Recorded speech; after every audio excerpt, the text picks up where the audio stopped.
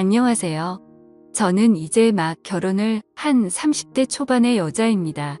저에게는 훈훈한 외모와 착하고 성실함까지 있는 든든한 남자친구가 있었고, 저희는 사귀는 3년 동안 많은 추억을 남기고 있었고, 서로 결혼을 약속하게 되었었죠. 그래서 결혼 날짜를 잡고 상견례까지 준비를 하게 되었습니다. 한 가지 문제가 있다라고 한다면, 저에게는 부모님이 계시지 않았어요. 어렸을 적에 부모님 두 분께서 사고로 인해 일찍 돌아가셔서 형제도 없었던 저는 결혼을 더욱 빨리 하고 싶었고 화목한 가정을 만들고 싶었습니다. 그래서 사회생활을 하면서 조금씩 모은 돈과 남자친구가 모은 돈을 합쳐서 저희는 20평대의 아파트를 사게 되었죠. 물론 대출이 대부분일 정도로 빚을 많이 졌어야 했고, 처음 가지게 된 집과 남편이들, 남자친구와 둘이 오순도순 살아갈 앞으로의 행복한 미래를 꿈꾸게 되었습니다. 어릴 때부터 부모님의 사랑을 못 받고 자라서 그런 건지 가족애가 뭔지 잘 몰랐던 저는 남자친구의 부모님께 친근하게 다가가거나 하는 방법을 잘 몰랐었습니다. 그래서 다른 평범한 여자들처럼 남자친구 부모님께 애교 있게 전화드리는 일도 당연히 없었던 거죠. 남자친구의 과거 여자친구들과 조금 달랐던 저이지만 남자친구는 제가 처했었던 환경을 잘 알고 있었던 사람이었습니다. 그래서 늘 자신의 부모님에 대해 좋으신 분들이라며 편하게 마음 가져도 된다며 제게 안심을 시켜주고는 하였습니다. 아무튼 그렇게 시간이 흘렀고 약속된 상견례 날이 다가왔습니다. 정말이지 남편이 될 남자친구의 부모님 앞에서 혹여나 실수라도 할까봐 제 가슴이 계속 콩닥콩닥 거렸습니다. 긴장을 많이 하게 되어서 심호흡도 길게 쉬어보고 청심환도 먹고 달달한 사탕도 씹어보며 남자친구의 부모님을 기다리게 되었었죠. 저의 긴장한 모습을 본 남자친구는 미소를 띠며 귀엽다고 말했고 빨리 결혼해서 부모님과 잘 지내는 모습도 보고 싶다며 좋아했습니다. 잠시 뒤 남자친구의 부모님이 저희가 있는 곳으로 오시게 되었고 저는 번쩍 일어나서 큰 소리로 인사드렸습니다. 안녕하세요. 영민이 여자친구 정희입니다. 너가 정희니? 역시 영민이 한테 들은 얘기처럼 예쁘고 착해 보이는구나. 남자친구의 부모님은 저를 환하게 맞아주셨고 제가 어색하지 않게 농담도 해주시면서 분위기를 편하게 만들어주셨습니다. 까다롭지 않아 보이는 어머님과 남자친구와 쏙 빼닮은 외모에 잘생긴 아버님까지 보면서 기분이 좋아지더라고요. 저는 앞으로 예비 시부모님과 사이좋게 지낼 생각에 더욱 행복한 결혼 생활을 꿈꾸게 되었습니다. 그렇게 결혼을 앞두고 설레임에 기쁜 나날을 보내고 있었을 때였습니다. 어느 날 제가 회사를 마치고 집에 돌아왔는데 남자친구가 시무룩한 목소리로 전화를 걸었습니다. 자기야, 무슨 일 있어? 목소리가 왜 그래? 그러자 남자친구는 나 할 말이 있는데 잠깐 들릴게. 괜찮지? 라고 말하더라고요. 평소 활기찬 목소리였던 남자친구가 풀이 죽은 듯한 목소리라 걱정이 되었습니다. 그런 적은 처음이었고 그래서 좋은 일은 아닌 것만 같아 불안한 기분이 들었습니다. 곧이어 남자친구가 제가 혼자 살고 있는 집에 들어왔습니다. 저희가 대출을 받아서 살 아파트에 우리 부모님도 모시고 살아야 할 것 같다고 하더라고요. 그게 무슨 말이야? 부모님은 살고 있는 집 있으시다고 하지 않았어? 사실은 아버지가 예전에 사업하시다가 빚이 생겼었는데 금액이 점점 커져버려서 집을 내놓으셔야 된다고 하셔. 미안해, 정희야. 사실 남자친구 목소리를 듣고 이별을 구하는 건 아닐지 너무 걱정했었는데 그건 아니어서 뭐든지 다 괜찮다고 생각이 들더라고요. 하지만 그럼에도 불구하고 솔직한 마음으로는 남자친구의 말을 듣고 당황하긴 했지만 애써 괜찮게 생각하려고 했습니다. 남자친구의 마음도 이해가 가고 시부모님들이 안쓰럽게 느껴지기도 했고 어렸을 때부터 부모님이 일찍 돌아가셔서 부모님의 품이 늘 그리웠던 저였던지라 시부모님과의 동거에 대한 설렘도 생기게 되었습니다.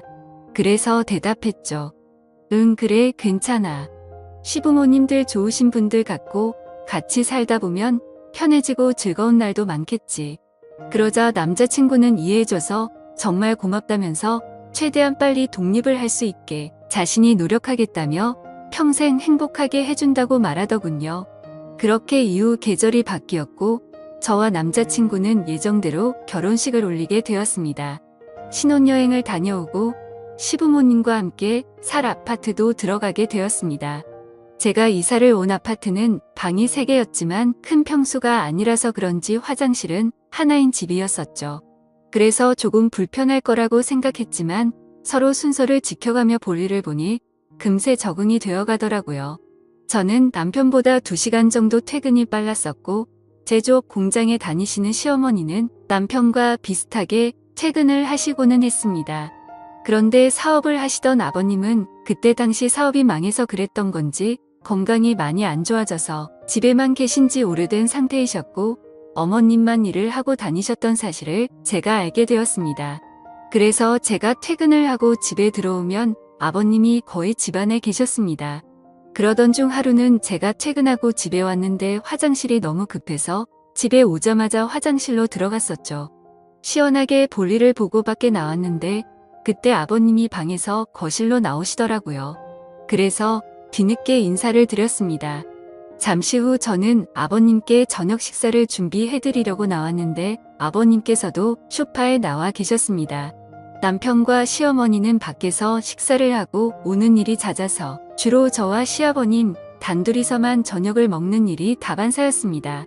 저는 저녁 준비를 다 하고 머쓱하게 아버님, 저녁 준비 다 됐어요라고 말했고 아버님이 오냐 하고 식탁으로 성큼성큼 오셨습니다.